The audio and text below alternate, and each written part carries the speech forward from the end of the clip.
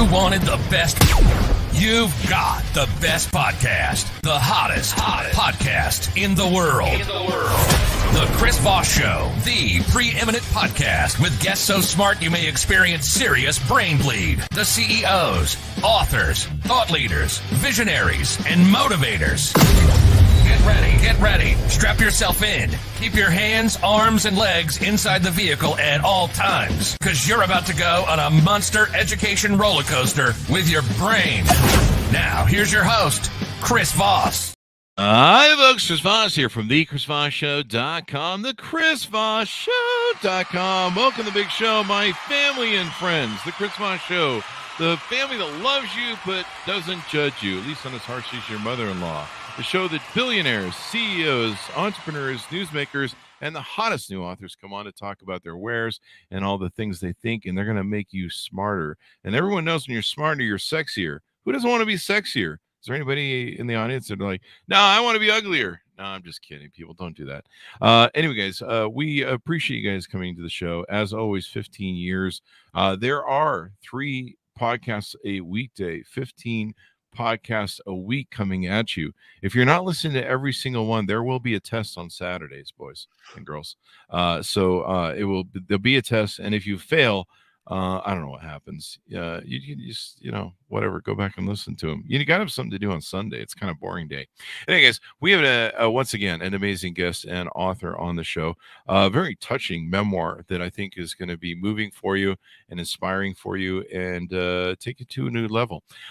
We have a gentleman on the show. He's the author of the latest book called A Cup of Tea on the Commode: My Multitasking Adventures of Caring for Mom and How I Survived to Tell the Tale. Came out May 14th, 2023. Mark Stephen Porro is on the show with us today. He's going to be talking about this book and some of his insights, and I think you're going to love this show. Or you're going to love the show, or you're going to love the story, or love both. And if you don't, or else. Yeah, really. There you go. Mark is a New Jersey native, and he earned an industrial design degree from the Ohio State University. After years of agency work, his love of acting led him to Hollywood, where he appeared in dozens of television, film, and stage productions. He also spent his 28 years in Tinseltown entrepreneuring. He started 5 nonprofit companies, but hold the applause, none of them were intended to be. He now lives in I think I know what that's about. He now lives in the south of France, but hold your pity. He is of sound mind and body and chose to suffer in the heart of wine country, where the locals insist his French isn't so bad. That's not what they say behind his back. I'm just kidding. French can be rude. And at least that's what he thinks they're saying. Exactly. See, well, I preempted that, didn't I? Mark is an award-winning designer, writer, director. You dirty Americans. Anyway, French people don't say that, I'm sure. He's written lots of jokes, several screenplays, and one award-winning short film. A Cup of Tea on the Commode is a sad, sweet, and funny debut memoir that chronicles his multitasking adventures of filling his mother's last years with love, laughter, and joy. Though not always successful, he came pretty damn close. Welcome to the show, Mark. How are you? Thank you. It's a pleasure to be here, all the way from France. All the way from France, and we should tease out so we can get people to, turn off the audio on the podcast and come to YouTube and watch. You are sitting in your abode there in France, and I believe it's fairly old. It was built in the 16th century. I've been told it was built around 1540. So wow. King Louis the 13th time period, and King Louis the 14th apparently actually came to this village. Wow. I wasn't here then, so I can't be sure. And we have no video evidence, but I'm going to take their word for it because it helps. I thought. Oh, I saw King him. Was here. I think I saw him post about it on his TikTok account. Yeah, there's some video over there. Yeah, he's a crazy guy. Was and still is. There you go. And it's a beautiful thing. It's got a huge arcing brick, sort of. I don't want to call it medieval, but I guess it would be. Kind of Frenchish. High ceilings, low floors, and a lot of history. It's just very cool. Even I have a cobblestone street outside, and oh wow! If you just think about all the people that walked up and down, thousands of years, it's just very cool. Yeah, it's always interesting to me, these older places. You kind of get a feel of the people that pass through them. It feels there's a weird sort of, I don't know, deja vu or something that I always or get when I go energy or places. something. Yeah. Yeah, energy or something. I've Uh, had a couple of spiritual guys come into this place with their divining rods or just their sixth sense, and they've said all good vibes here. So there oh, weren't that's any. good. You know, Yeah, it wasn't like a torture chamber for all the crazy stuff that right. had been in evil times. But there were other places. The Knights Templar did come here and slaughter a lot of people. Oh wow. Um, uh, yeah, again, that was before my time. So There you go. so Well, far, you're not responsible for it legally then, evidently, according to the right. attorneys. So we're good there. Tell us about this book. What motivated you want to write this book? Well, in 2011, 9 days after my mom's 89th birthday, she just kind of gave up on life. She was very unhappy, and she just it seemed like she just willed herself to die. And my brother called me and said he put her to bed, and the doctor cut off all meds and food, and hospice was called. And I kind of freaked out because 14 years earlier, hospice was called for my dad, and 2 days later he died. So Yeah. um, mom had 6 kids, and all of us came to. I flew in. I was living in LA at the time, and so I flew in, and we kind of just sat around a bed waiting. Um, and then she kind of snapped out of it. It was a Hmm. number of weeks without any food or anything. She snapped out of it. And I think she was really, I call it in the book, a silent scream for help. Hmm. She wanted more love.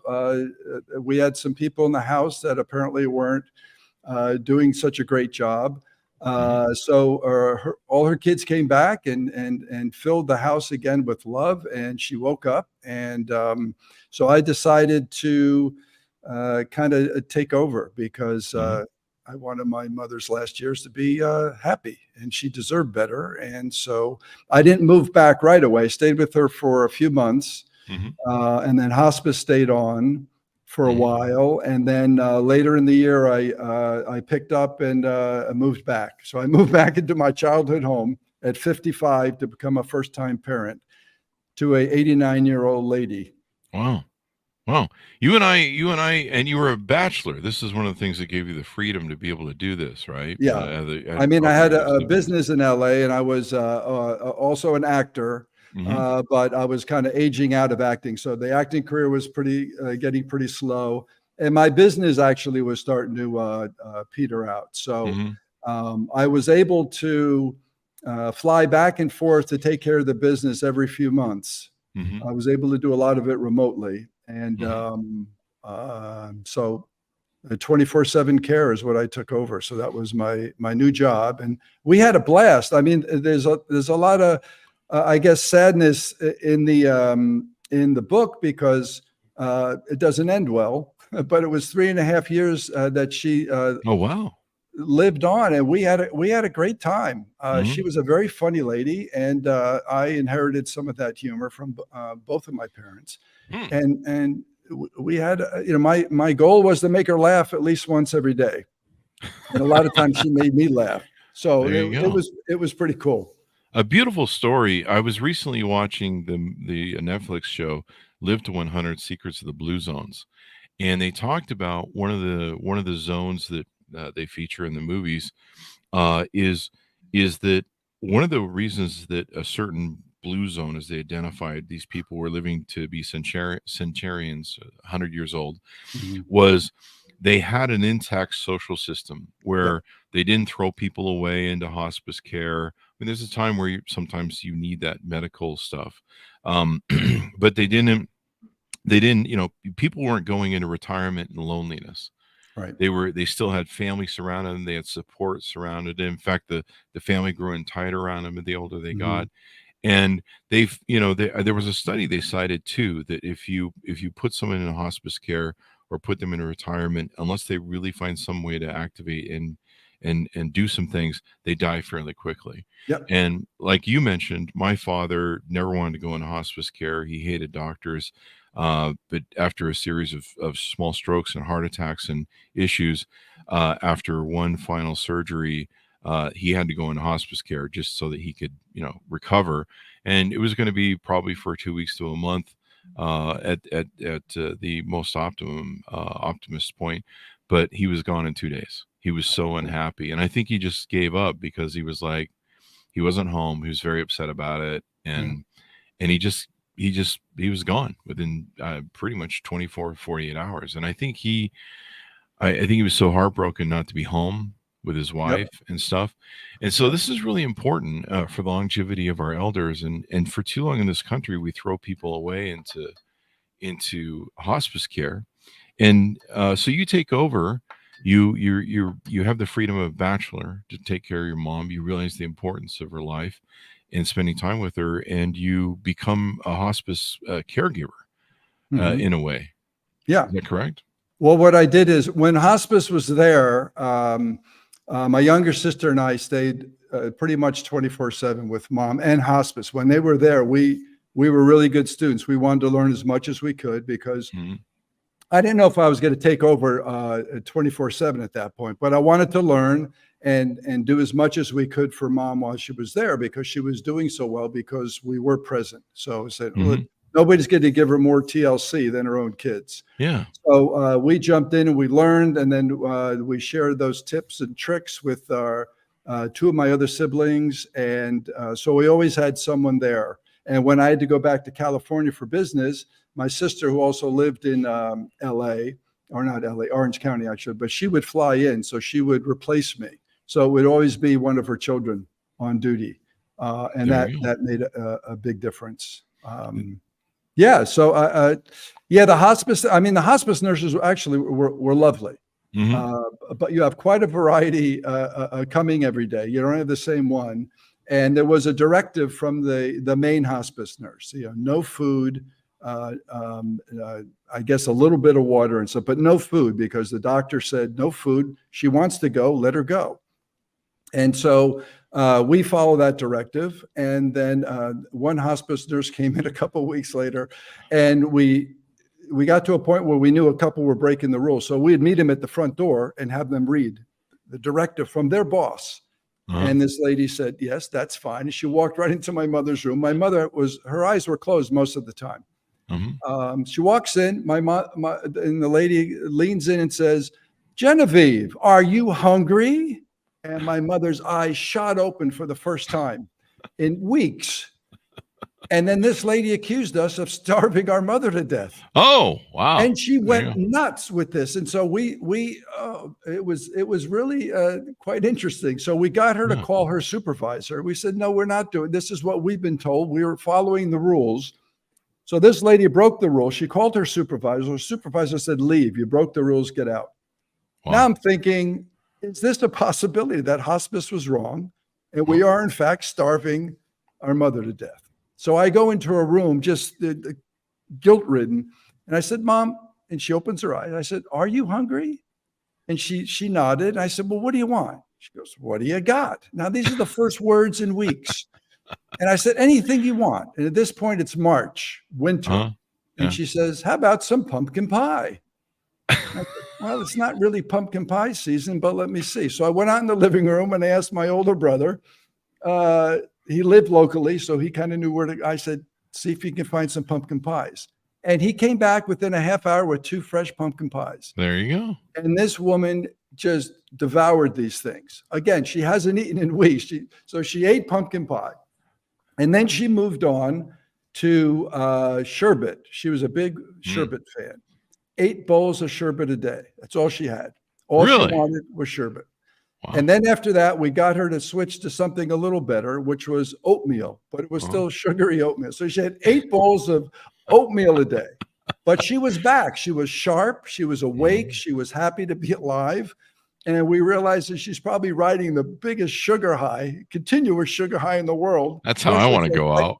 She was a type 2 diabetic, but she was doing great and off at that point, off all meds. She was Wow. probably on like a dozen meds. And the doctor said, "No meds." We didn't add any more meds. She was just on the sugar high and doing Mhm. great. And then eventually we were able to sneak in some real food. There And you then go. she went back to a normal diet once I started cooking all her meals and stuff for her. So we kept the diet pretty healthy after that. And then sherbet for dessert. There you go. Um, It's hard to become a caretaker. and do it for a long period of time. There's a mental toll that it takes on Yeah. you. How did Yeah. you deal with that? Well, when my sister and I were learning from hospice, while hospice was there, we took breaks every day. We went out for walks, and we Hmm. walked around our old neighborhood, which was nice to rediscover our town. It was a small town in northern New Jersey. Ridgewood was just a lovely village, and but when I took over, I figured, I can handle this. This is, I'm a guy, I can do it. Everything's fine. Hmm. But it creeps up on you. Yeah. There's a few times where I snapped at my mom, and I'm not proud of those moments. And she hated swearing. And one night again, I got a little angry because she could be a tough cookie. She was very Uh-huh. stubborn, and and she wouldn't eat this one night. So I got very angry and I swore, Oh. and I knew it upset her. And I said, "I'm sorry, Mom. I'm sorry for swearing, but," I said, "this parenting thing is really tough." And she had 6 kids, and she said, "Yeah, I guess, but I never swore." And I said, Oh, "You're right, you're wow. right." So There's the I had to be guilt. very careful, but she didn't. She never when she got mad, she said things like nincompoop or "I'm fed up," or she actually said "fudgy wudgy" one night in front of my friends, Oh, yeah, and that's they thought Fridays she around was here. kidding, and I said, "No, that's my mom." Yeah, fudgy You know? wudgy. I gotta remember that one. I gotta And use my that one. dad didn't swear either, but he seemed to, I think, food came to mind with him. He'd say things like chowderhead, "You're full of soup." That was a big one. And "Get the ham out of here." That was No, as bad as it got with there these you guys. go. So, yeah, yeah. So I was, I guess, the black sheep of the family with letting those There swear you words go. pop out. So give us a kind of an arcing overview of what you found. What did you experience in spending quality time with your mom and learning more about her and give us an overarching of it all. Okay. Well, first, I think it's rare for a son to take over these duties. It usually Yeah. falls on the daughters. I have 3 sisters and 2 older brothers, but I had, well, certainly the desire to do it, but I was also able to do it since I had no children, Hmm. and I could do it. So I made a choice. I said, "Listen," my mom and I had also a very different relationship. I think with my dad also. I think I was very curious as a kid, and then I asked them questions and got them. They were both, they were depression kids. So Hmm. they held on to their family secrets and didn't talk about feelings and any of this stuff. I got both of them to open up to me over the years. Oh. And it was pretty cool. So I had a good bond with both of them. And so I guess the first thing is you're seeing your mother naked for the first time. I mean, I took over everything. So I had to give her sponge baths. I gave her sponge baths at least twice a day. You're changing diapers. You're getting peed on by your mother. I mean, these are some adjustments you have to make. So it was very tough at first, but I had a job to do. I said, I'm Hmm. I'm the caregiver. Hmm. So I have to get over it and get on with it. So I would deal with my emotions and stuff outside of the room. Hmm. With her, I wanted to be a professional, certainly with some, love and care, but um, I didn't want that awkwardness to make her feel awkward. And she There you was go. she was good. She was okay with it. There you go. It's dealing with adult issues and everything they do. I have a sister who has MS, and she's I got dementia now. She's in a care center. Um, but I know that my mom is always saying to me, and I guess she has some insurance to take care of this, but she always says, "I want to die in my home. I want to be in my home. I don't want to Yeah. be in a hospital. I don't want to be in a hospice care." And evidently she has the insurance to back it up. But that's a big deal for her. And I know my grandmother died in her home. Uh, I know unfortunately no one was there, and there might have been a chance we could have gotten her some care, but she was Yeah. alone. And then my grandfather technically died in his home. And I think there's something valuable there, where people, in their last few years of their life, being in their home, the place Yeah. they've called home, and it sounds like your mom's home was the original home for your family, and Yeah. so that's probably even more important as well. Yeah, both of my parents died in their bed. I was Mm. with both of them, Mhm. with different siblings, but I was with both of them when they took their last breath, and it's surreal, but it was beautiful. to watch that transition and to know that they knew that we were there to help them through it. And both of them died with very little pain. I mean, after a while, I mean, with Mom, it was a long process. My dad went pretty quick, like your dad. Once hospice was called, he 2 days later he was gone. But he was pretty sharp to the end. My mother seemed to want to go a few weeks before, so she stopped communicating. She would respond to touch and stuff, but I don't think she spoke again. She whispered, "I love you" to me, I think a day before she passed, which was nice. Wow. So she still knew I was there. Yeah, I think that was definitely the way to go. She was Irish, so I played some Irish music, for 5 days. I was with her like 5 days straight through until she passed. So we played Irish music the whole time, which still makes me cry. And I gave her some. She loved coffee ice cream, so I gave her some coffee ice cream a couple of days past. She said she wanted some of that. So. There you go. Yeah, it's cool. My dad was telling jokes to the end. Mom had a foot. It was strange because I would usually go out to LA for 1 week. I called it Hell Week. I'd go out and work crazy hours in my business. I had a snack food company called Grandpa Poe's Originals, and it was something a snack food my dad invented when we were kids. And to honor him, my brother and I started this business, and we were in the stores in 1998 and went nationwide. So it was doing very well for a while. But it evolved into a one-man operation, and I was able to design all the equipment. I built the factory where I could handle this on my own. So I would go for Hell Week and be able to make a few months worth of product. But the last time I was there for 2 weeks. And when I came back, my mother's demeanor completely changed. So I knew the end was coming. But she had her right foot kept tapping. And at this point, I had a caregiver who filled in for me because I had some medical issues because of the stress. So she filled in to do the heavy work. So she was there as well. And we just got a kick out of it because Mom was nothing up here, but the foot just kept tapping. And we're like, is this, she tapping to a song that nobody else hears? Is the heavenly choir calling, or was it just to make us laugh? And it could have been all those things, but it certainly entertained us. We just cracked up, when you should be sad about this person transitioning. It was like, oh my God, what's going on with that foot? And it might've been her way of just saying, hey, this is okay. I want you to smile, and I'm going to be fine. So you should be fine. There you go. I think the other reason people pass away pretty quickly in a hospice care home is they're not in their home. I think that makes a huge difference too.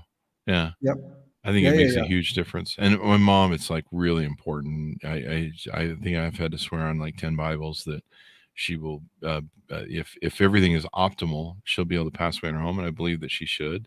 Yeah. She loves her home. She's had it for 20 or 30 years. And she has every right to do that. And I wouldn't want to die if I was in a hospital and they said, you're probably going to pass away, I'm like, wheel me out to the front so I can die in the fresh air. I don't want to die in a hospital. But I mean, sometimes you don't have choices. But I think it was great what you did, and it's very hard. Not to do a comparison. Your family's a dog, but my dog of 16 years went through hospice care with me, and so for a year and a half, I took care of her, and she was given like 3 days to die. She had anal sac cancer. And I became her hospice care at home, and she lived for actually 2 to 3 years when the doctor said it was only going to be 3 days that she was going to live. Wow.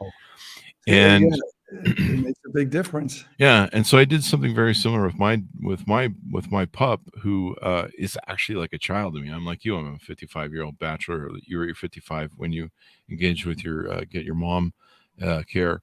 And it was hard. There was depression. I probably didn't help. I was still drinking at the time. It took its toll on me. It took its toll on me health-wise. It took its toll on me mental-wise. And I didn't realize that caregivers really need to take care of themselves. There's books on this and people you've found and authors. You mentioned that you had, it affected your health too. Yeah. So I think about 2.5 years in, I had, it felt like somebody shot me in the gut.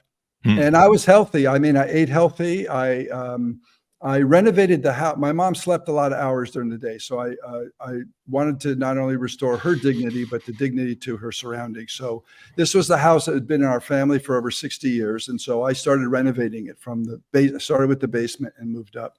So I got a lot of stress relief from banging down walls and hauling junk out and things like that. But and I built a man cave in there. I knew I needed some stress relief, so I had a rowing machine and I had dumbbells and things like that. So I would work out and I would eat well. And again, you think, oh, I can handle this stuff, but it creeps up on you. So one day it felt like I got shot in the stomach, and then that night I had a fever. It was June.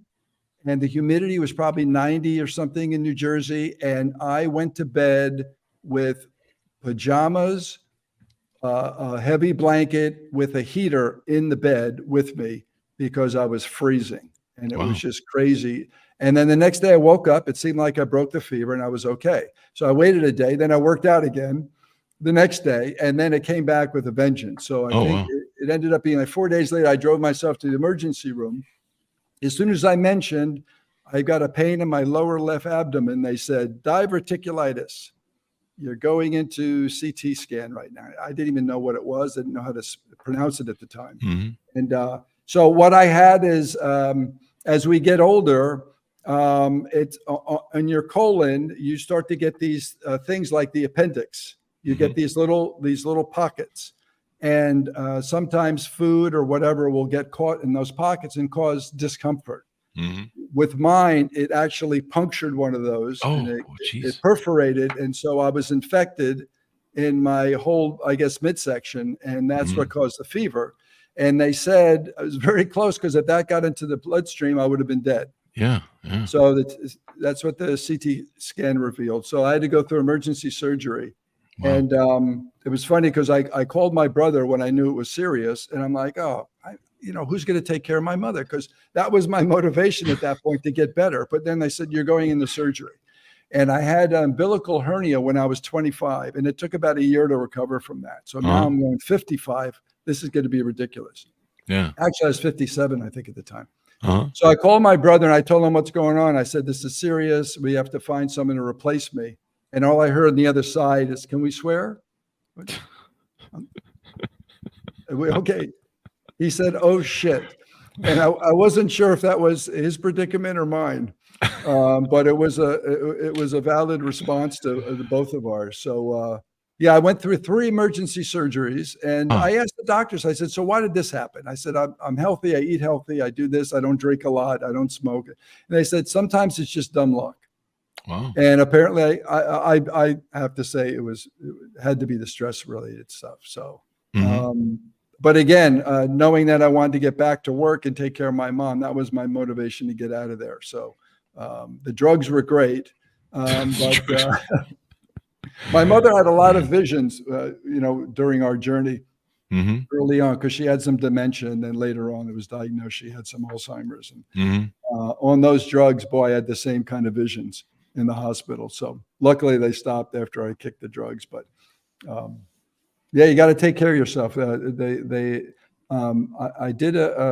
was meeting with somebody who is the caregiver's caregiver. And he said that there's probably 30% of the caregivers die before their patient does. Really? Wow. So that's how crazy it is. So you really do. You have to watch out and take care of yourself. Even if you think you're the tough guy or the tough gal, take the breaks. You do. It definitely weighs on you, weighs on you and wanes on you. So, I owned a mortgage company for 20 years. And one of the things I would see is the transfer of wealth of where children would seize a parent's home and sometimes force them into hospice care, retirement homes, not for sometimes the best of purposes. Sometimes it was necessary because of the care that was needed for them. My sister needs three hospice care people to lift. She's not in hospice, but a care center people to lift her and shower her, bathe her.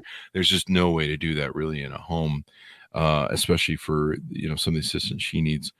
And so that's necessary. But there were times where I saw just a seizing of assets, really, when it came down to it, and throwing mom or dad into the retirement home.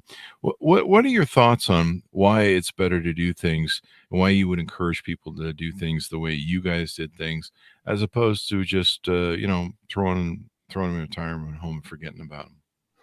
Well, financial. I was very lucky because my brother was the financial planner for the family for years, Mm-hmm. and so he took that all off my plate, which was, I guess, a tremendous. So we didn't have to worry about my parents both did pretty well, and with Michael's overseeing their accounts and stuff for probably 30 or more years, they were fine. So we were good on that end, Mm-hmm. and everybody was treated fairly, and so that didn't enter the picture. But I think overall, it was probably beneficial financially for us to do it and not Mm-hmm. pay for outside sources and stuff. Mm-hmm. Definitely some of these nursing homes. My mother was in assisted living years earlier for a few years, and I didn't know because I lived in California, but she really didn't like it. Though she Mm-hmm. had her own apartment and the social life was great, and she had a dog at the time, so she was able to keep her dog, who was her seventh child and perhaps her favorite child. So I thought she was very happy there. Every time I visited, she had a good time, but she really didn't. She wanted to come home, and There you so yeah. So you got what's one of the main things I'd say that came out of this experience is you have to have empathy. Mm-hmm. Normally, you should have empathy for family members and people you're close to and people you love. But boy, they are still human beings. They're going to be a slower pace, and sometimes she would come up with some very crazy, nonsensical things. But you gotta find the joy in it and laugh at it and things like that. She was a shopaholic, and one day she just says, "Hey, do you have socks?" I said, "Yeah, I have socks." "Where are they?" I said, "They're on my feet." She goes, "Good, because I don't have any extras for you." I said, "Okay, Mom, it's okay." Because she would, if I needed them, she probably would have thought she could get in a car, which she hadn't driven in probably 10, 15 years, and go out and shop and get me some socks, because Yeah. that's what she would do. Any excuse to go out shopping, she would do it. She was a shopaholic. That was her main vice. There you go. And she's still mom, so she's still taking care of her son. Yeah, yeah. The other thing I would say about rest homes and care centers and hospice care is to the level of care that I've seen, and my sister's been through, I think, 7 different care centers. Level of care is horrendous is the word I want to use. It's bad. The horror stories I've heard, seen, a lot of the care centers in America used to be individually owned, and they went through this corporatization where all the big corporations bought them all, yeah. and they have thinned out the staffs. They have, which got worse over COVID. They've thinned out the services. I mean, it's crazy some of the things I've seen. And my mom regularly goes up to see my sister. She's her caretaker, and sometimes her diapers aren't changed. She's sitting in whatever. She's slumping down in her seat. She has this big, giant, expensive wheelchair she sits in. It's automated, and she'll be slumping, and she can't pick herself back up and pull herself back up because of the MS, and like no one will check on her, or sometimes they won't feed her. And so I really encourage people to do what you did, where it's just the care can be so much better when you're overseeing what's going on there. Yeah. One of my friends, they put one of those portable cameras in the room, and their father had rolled off the bed, and he had dementia and he wasn't aware of anything. Yeah. Rolled off the bed.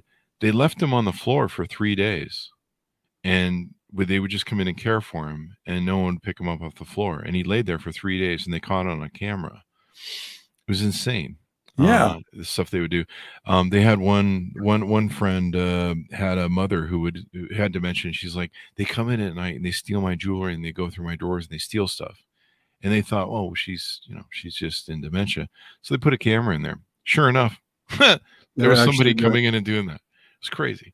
So I think it's just honorable what you guys did. Our parents changed our diapers and cleaned us up and got us through this life. In fact, For a lot of years. Yeah. If it wasn't for them, we probably wouldn't have survived either. And so I think it's honorable what you did, but also it's been so life fulfilling. It's hard. It's probably one of the hardest things you'll ever do. It's not hard to watch someone die slowly, and pass slowly. It wears on you. And every day I with my puppy, of 16 years, my child, every day would just be like, let's get through today. I don't know if that was your experience, but you're just like, let's get through today. Every day is a brick of gold. Let's just get to tomorrow. Because you don't know, because today could be the day. And it's hard. It's hard to live that way, and it grinds on you. But I think it's just wonderful what you did, and putting this together in a beautiful memoir. You got the photos of your mom and you and stuff. What have we touched on that we want to, tease out to get people to order the book? I guess I'll tell you some of the funny things, because it's not totally sad. I think there's more laughs. I've had, what's so cool about this? Not only is a recording, let's say, family history for my family and stuff, but old friends are coming out of woodwork, especially people from high school who I haven't been in contact for 50 years, people I knew from my hometown.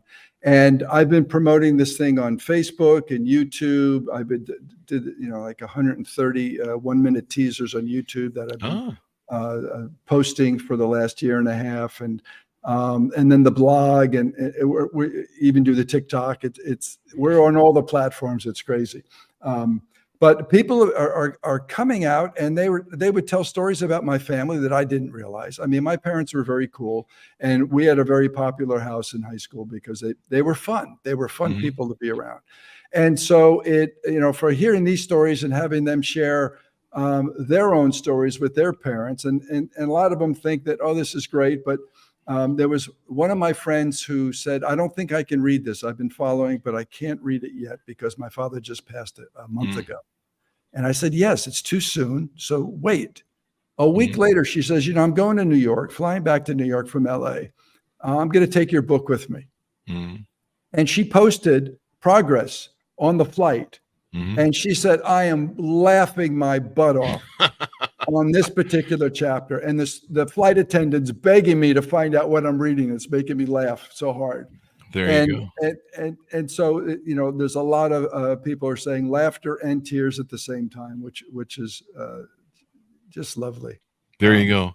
Yeah. I wouldn't trade, and I'm sure you wouldn't either. I wouldn't trade those hospice years that I took care of my child puppy.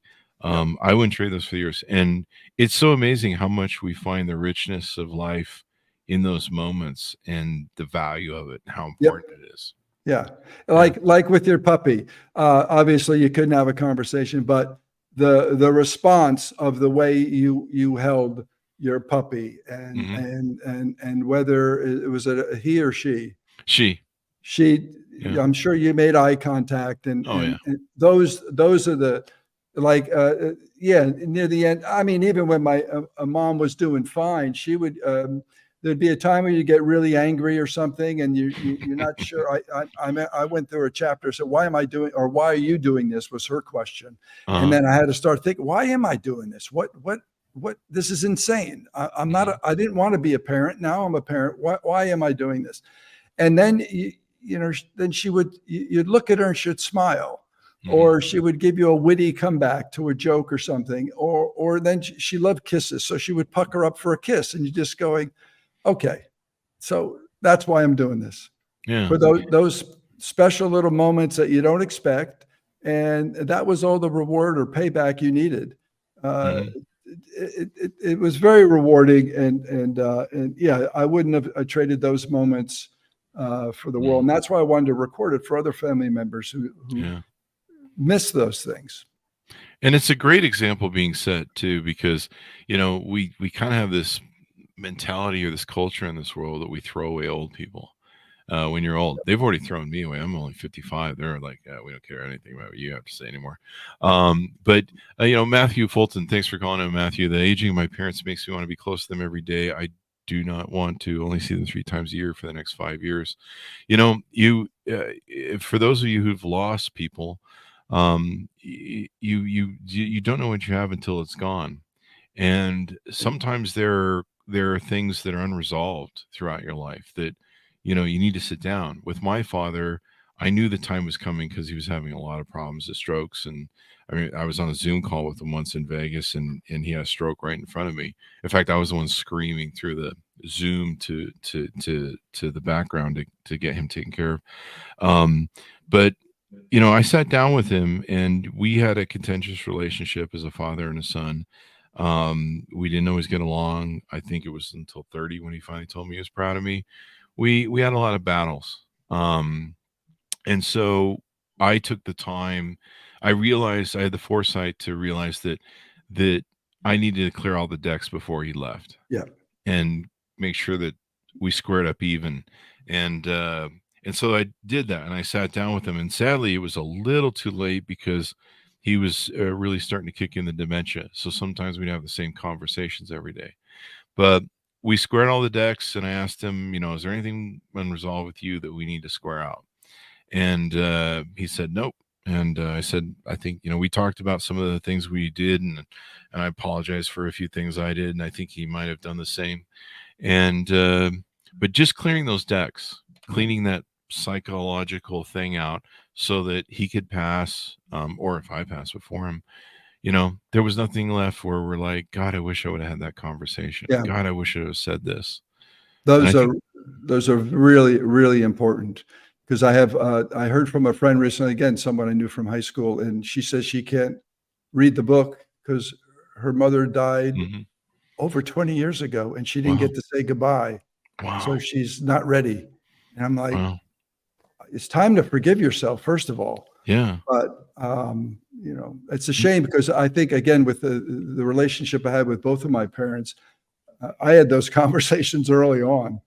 And I wrote about them too. And I let my dad read a monologue that I wrote that was not very pleasant. And I took a chance because, again, he was a very shy guy, but he didn't have a very good relationship with my younger sister. And my younger sister was my best friend. And I said, you're missing out. This kid is great, and I don't know what you're doing. So the monologue was about that. And I let him read it, and he was just dead quiet after. And I said, oh, crap, what have I done?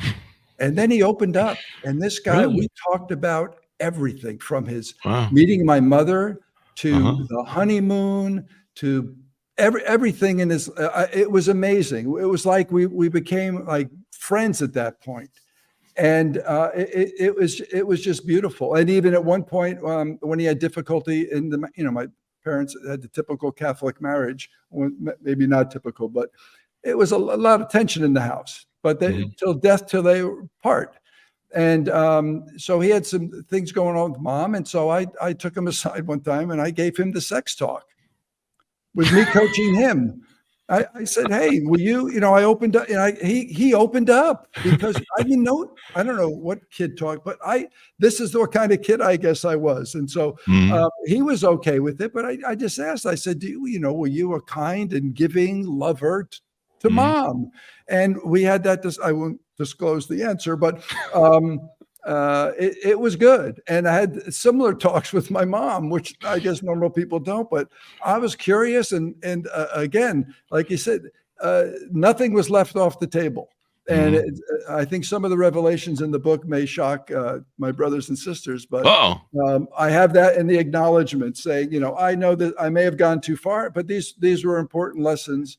I think that, again, have those, don't wait for these discussions. Yeah. If these are really honest, uncomfortable, you can't force them, but these are honest human moments, and we're humans. I mean, and someone is passing away. One of my other dogs that passed away, I didn't talk a lot about my private life on social media, but I had a huge following. I was like 400,000 people on Twitter, and all the things that we have now. And so I kept a little bit of PR. But one night, my oldest first child dog died of a seizure within a half an hour, and so I didn't get to say goodbye. It was just gone. It was over, and it crushed me because I didn't get to say goodbye. And I poured out this whole Facebook post with half a bottle of vodka in me. I was pretty much trying to drink myself to death, and I just poured out my soul onto the page. And I sat there for a half an hour drinking, going, I really don't want to share this with anybody. I don't.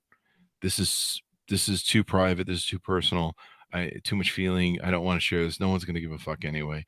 They're just going to be like, it's just going to be embarrassing.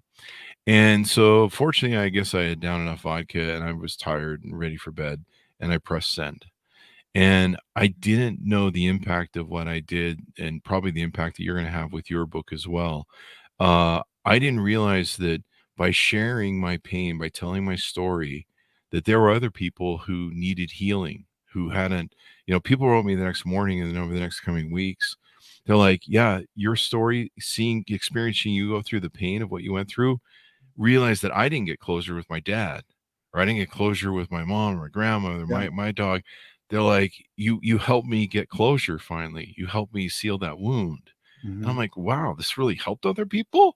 I thought this was the most selfish moment that I could ever do. And so that's the beauty of a book like yours. It's going to inspire, it's going to help so many people and reach and touch them with their own personal lives as well. Yeah. I hope. That's it will. I guarantee it. That's the beautiful part about stories. Yeah. So I have a baseball story if you want to talk about. Sure, let's do it. So my dad and I, and my mom and I guess never had really a falling out, but my dad and I did. He was a baseball coach. Mm-hmm. And so I was the youngest of the three sons, and I hated practicing. I didn't want to deal with the fundamentals and all that. So I just wanted to get to the fun stuff or play the game. And so that was a big issue. And there's a big chapter in the book inside because I liked, the three of us were left-handers, my brothers and I. So I would play, let's say, in right field, and rarely did anybody hit in right field unless they were a left-hander. So I'd sit out there, and so nothing was going on. So I would take a stick and draw in the dirt pictures. And so the chapter is called, "Is That Your Picasso in the Outfield?" Because my dad, he would come to a game and see his kid, the coach's son, not on his team. I never made his team, by the way. I wasn't good enough. He would, he didn't want to hear that question. Oh, is that your Picasso, Mr. Coach, in the outfield? But one day he showed up and our umpire didn't. And nobody knew he was my dad because he was, I think, embarrassed, and he never told people. And whenever he showed up, I always made an error. So he was off in the background, and so somebody said, we need an umpire. So he became the umpire. Mm-hmm. And he called me out on strikes on the game-winning time at the plate. And I was maybe 10 or 11, and it killed me because it was not a strike. He called me out, and we never talked about it. Until 23 years later, I wrote him for his 75th birthday. I didn't know what to get him. He was a difficult guy to buy something for because he was fine with shoes older than me and pants the same age. So I sent him 75 memories for his 75th birthday. Wow. Just a list of memories. That's cool. And one of them was this baseball. They weren't all happy. They were good, as he called them. Some were pithy. You were clearing the decks. Yeah, but basically, way ahead of time. So, and again, I had no idea what the impact would be. And this was, again, a very quiet, closed man, kept his emotions close to the chest. And I found out through my siblings that this thing just touched him. And he wrote me back. That was his favorite thing. He would typewrite letters. And he wrote back and he said, I remember that incident very clearly. Wow. The ball was high and outside, probably not a strike. But I always taught you to never go down without swinging. And he said, I've regretted that call for 20. You both carried it. 23 years. You both carried it. Yeah. Wow. That And is, that was, I mean, that obviously floored me. So I called him right up and said, "Hey, listen, I don't regret. I'm glad that we're talking about it, but I said that incident, as along with the other 74, shaped us in our mhm, relationship. So I don't regret any of them, there you but go. I appreciate his honesty. But I mean, that's amazing? 23 years we both held on to this thing. That is awesome. Our fan base loves it. You nailed it. When we allow ourselves to be vulnerable, it helps others and people like your 75 memories thing. Adam Husky coming into the show. I tried to see mine at least 2 times a month. It's hard because they drive a long haul. Yeah, it's tough when they're down the road. But as you mentioned, you never know when it's time. You Yep. know, I remember someone told me when I was young, and my dad was my age at the time, working for me, and it was one of my employees, and he was older, and I think he was almost retirement age. He said, "Chris, you're going to go through two periods in your life. There's a period of your life where you go to a lot of weddings, and there's a time where you go to a lot of funerals." Yep. And I remember feeling the crossover where I'm like, "Yeah, we're not going to weddings so much anymore. We're going to a lot of funerals." Yep. And people start passing away around you, and you've got to realize that that time is so precious. I remember calling my uncle Randy after my dad passed, and there were stories my dad wouldn't tell us about his life. He was a bit of a PR agent. He was a narcissist, so therein lies some of our issues. But my uncle was on his deathbed. He only had like half his heart working, and they just told him, "Go home, live your life. You're going to go soon. That's it." And so I called him up and I said, "Hey, tell me the stories about what it was like with my dad growing up and, the whole family history." And so he calls me one night at like 11 o'clock. And I'm like, "Shouldn't you be sleeping? Because, you need rest." And for 4 hours, he told me like all the stories that my dad had never told us. And I don't know, maybe my dad didn't think they were important, but he like bled it out like a historian till like 4 in the morning or 3 in the morning or something. And I kept saying to him, like, I need to go to bed. I don't want to kill you. And but spending these moments with people and reconciling the history and everything else, I mean, it's just so inspiring and Yep. beautiful. And more people need to do it because by the time we get busy with our lives, and my mom's retired, I'm not, so I gotta make a buck during the day, and but spending time with them and reconciling these moments, closing out life, so that when they're gone, you can say, "Hey, we talked about everything we need to do, and Yep. we closed all the business and wiped all the decks, and everyone can be at peace and love and harmony in the end." Yeah. There you go. Don't Yeah. wait. Yeah. Because a lot of times you go, "Oh, I'll go to the funeral." And you go, that's too late. Yeah, that's not the time to Make do the it. phone call, write the letter, do Mhm. something because, yeah, yeah, and it may even be selfish, but if it's for you, that's great. But you have no idea, like when you bared your soul, you have no Yeah, idea the effect it's going to have on other yeah. people. And hopefully, Or the story with your father, with the baseball story. yeah. I mean, you both Don't wait carried that for 23 all years. those years. Don't wait I that knew I long. was right. Oh, well, at least he was great about it, Yeah. and all that good stuff. So Yeah. you've given a great example and set a beautiful memoir for your mom and your family's history, that I'm sure will inspire and motivate others. And one PSA I would always say is, if you're a caretaker, get help, read a book, get a psychiatrist, take care of yourself. Because one of the Yep. problems is, as a caretaker, you spend so much time helping someone else that you don't take care of yourself, Right. and you can't help other people if you grind yourself down. Yep. And so all that good stuff. Final thoughts as we go out, and plug for the book and .coms, Mark. Final thoughts. Okay. So I think uh, my main thing with this, even though with the stress and all this other stuff, and knowing that your mother is not going to be around forever, Hmm. it's kind of like my motto. I look for the joy. So I tell people, find the joy. So no matter what the circumstances is, I look for any positive thing in it. So even on those most stressful days, I would find something that helped me push forward. Whether it was a smile from mom or a grandchild coming back to the house because the house was now a loving home, welcoming home once again. And so I think, again, find the joy. It's helped me, and it certainly it helps me every day anyway, no matter what the situation is. There you go. There you go. And the memories that you have are just bricks of gold.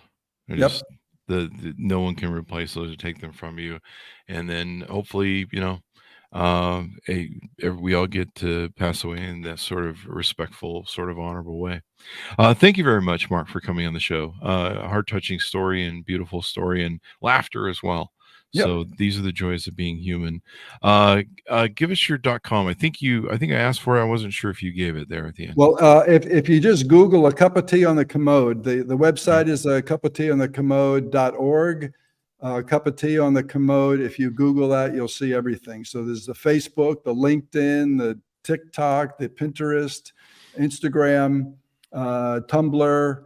We're all over the place. And the book is on Amazon. It's on a lot of online retailers, but the most popular one, of course, is Amazon. And it's at $3.15 off at Amazon currently. Oh, there you go. Great deal. For the paperback, it comes in paperback, ebook, and also large print paperback, because a lot of my audience are baby boomers and stuff. So they're trying to help out. And I'm Gen X. I'm there now. Yeah, well, there you go. Get that one. It's like 450 pages. It's a bargain. Oh, wow. And then I'll be doing the audiobook. Hopefully by holiday time, that'll be out. There you go. A cup of tea on the Commode. Oh, I was going to ask you, what does that mean? The meaning of that. Okay, so sometime Mother Nature took its time when I got Mom on the Commode several times a day. Okay. And to make it more pleasant, one day I asked her if she wanted her favorite beverage, which was a cup of tea, skim milk, no sugar, and it became a hit. And so that was the cup of tea on the Commode. Cup of tea on the Commode. I love it. My multitasking adventures of caring for Mom and how I survived to tell the tale. Out May 14th, 2023. Thanks, Mountains, for tuning in. Go to goodreads.com, /Chris Voss, youtube.com, /Chris Voss, linkedin.com, /Chris Voss, and Chris Voss1 on TikTok.